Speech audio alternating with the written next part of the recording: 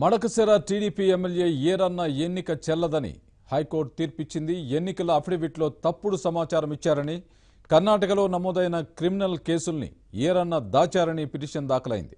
దీనిపై విచారణ జరిపిన హైకోర్టు మడకశిర ఎమ్మెల్యేగా వైసీపీ అభ్యర్థి డాక్టర్ తిప్పేస్వామి కొనసాగవచ్చని తీర్పు చెప్పింది. దీనికి సంబంధించి మరింత సమాచారాన్ని మా క్రైమ్ బ్యూరో చీఫ్ సత్యనారాయణ అందిస్తారు. సత్యనారాయణ, హైకోర్టు ఏం చెప్పింది? స్వామి మడకశిర ఎమ్మెల్యే ఈరన్న ఎన్నిక విషయంలో హైకోర్టులో ఇటీవల పిటిషన్ దాఖలైంది. ఆ పిటిషన్ మీద గత కొంతకాలంగా వాదోపవాదాలు జరిగాయి. ఎమ్మెల్యేగా ఎన్నికైన ఈరన్న తన ఎన్నికల పిటిషన్ లో తన మీద ఉన్న క్రిమినల్ కేసుల విషయాలను దాచారని చెప్పేసి ఎన్నికల కమిషన్ ని తప్పుదోవ పట్టించారు అన్న ఆరోపణలు చేస్తూ ఆ క్రిమినల్ కేసు వివరాలతో సహా పిటిషన్ ను వైసీపీ అభ్యర్థిగా వైసీపీ నుంచి పోటీ చేసిన డాక్టర్ తిప్పేస్వామి హైకోర్టుకి ముందు అందజేయడం జరిగింది. డాక్టర్ తిప్పేస్వామి ఇచ్చిన ఆధారాలను హైకోర్టు పరిశీలించింది. ఇరుపక్షాల వాదనలు విన్న తర్వాత ఈరోజు వీరన్న ఎన్నిక చెల్లదు, అతను దీంట్లో ఈ తిప్పేస్వామిని ఎమ్మెల్యేగా కొనసాగాల్సి ఉంటుందని చెప్పేసి హైకోర్టు జడ్జిమెంట్ ఇవ్వడం జరిగింది.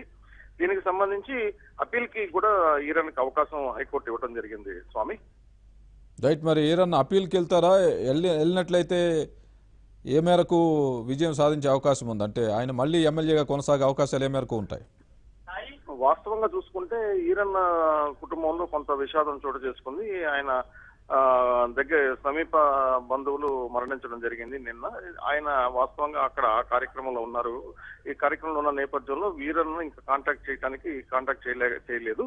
ఈ లోపల అతని తరపు న్యాయవాదులు చెప్పడం ఏంటంటే, ఈ హైకోర్టు ఇచ్చిన తీర్పు మీద మేము తప్పనిసరిగా పిటిషన్ దాఖలు చేస్తాము, అప్పీల్కి వెళ్తామని చెప్పేసి న్యాయవాదులు చెప్తున్నారు. ఎందుకంటే టెక్నికల్ గ్రౌండ్స్ ఆధారంగా హైకోర్టు తీర్పు ఇవ్వడం జరిగింది. ఎస్సీ అసెంబ్లీ కాన్స్టిట్యున్సీ 275 నెంబర్ అది. సో ఆ టెక్నికల్ గ్రౌండ్స్ లో ఇచ్చిన నేపథ్యంలో వాటిని మేము సవాల్ చేస్తాము హైకోర్టులో అని చెప్పేసి వీళ్ళు పేర్కొనడం జరిగింది. Swami right Satyanarayana, thanks for the update.